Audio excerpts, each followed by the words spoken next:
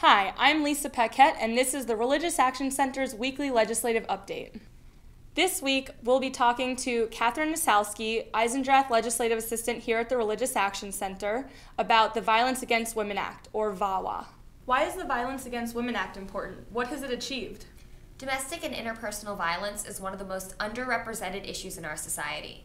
No one is immune from spousal abuse, and it is an issue that cuts across all segments of our society. The 1994 Violence Against Women Act, known as VAWA, was a landmark piece of legislation, and it criminalized domestic violence and sexual assault. Why is this something that the Jews should care about?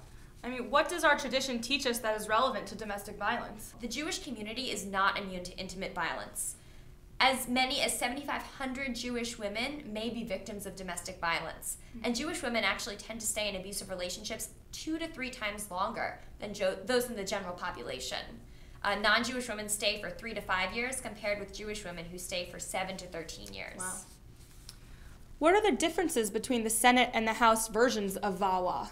So the Senate version of VAWA, which passed the House 2 weeks ago, streamlined federal funding, and it provided much-needed services to victims who weren't previously included in versions of VAWA, including immigrants, members of the LGBT community, and Native Americans. The House version, however, which was sponsored by Representatives Adams and Cantor, completely strips VAWA of these much-needed provisions. It prioritizes some victims over others, and it is not the bipartisan solution that we seek. All right, thank you so much for explaining VAWA in more depth.